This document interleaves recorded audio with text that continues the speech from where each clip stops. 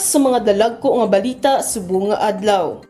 Matapos formal nga gintugutan ni Pope Francis ang paghatag blessings sang simbahan sa same-sex couples, sino kita para mag-deprive sa ila?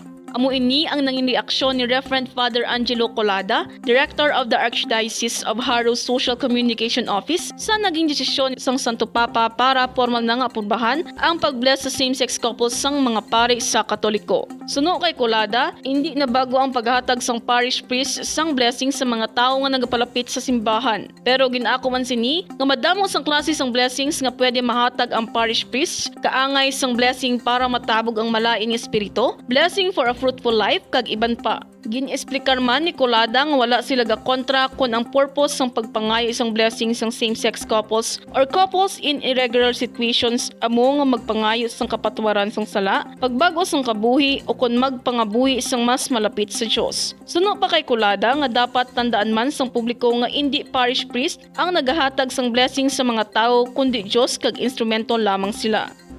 Unremitted GSIS dues halin sa DepEd 6 naglab-ot sa 2.19 billion pesos. Base sa datos nga ginpagawa sang Commission on Audit ukon COA, yara na sa 2.19 billion pesos ang wala marimit sang DepEd 6 sa Government Service Insurance System ukon GSIS. Suno sa report sang COA as of December 31, 2022, nakaapekto ang hindi pagrimit sang DepEd 6 sa personnel sang DepEd Central Office kag 12 ka mga regional offices. Nagpahanumdom ang auditors nga tungod sa nasambit nga failure, pwede ini makatuga sang penalties o kon interest kag pwede man mapauntat sa pag-access sang employees sang GSIS privileges kag benefits. Ang Region 6 ang responsible sa malapit nga sang total unremitted accounts nga ginasundan sang Region 9 nga may 580.8 million pesos, Region 5 508 million pesos, Region 4A 200.56 million pesos, kag Region 3 435 million pesos.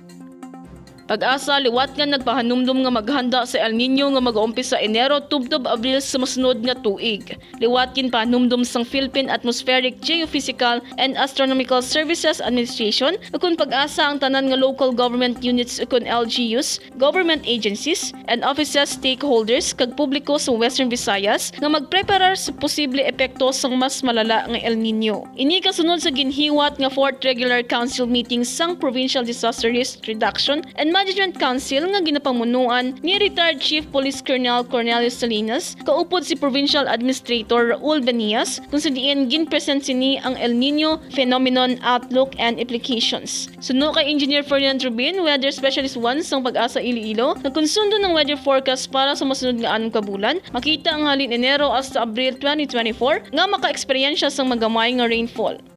Ini si Nyarika Domanais ang inyo ka-PN. For more stories, check our website www.panaynews.net. Follow us on Facebook, Instagram, and Twitter, and subscribe to our YouTube channel.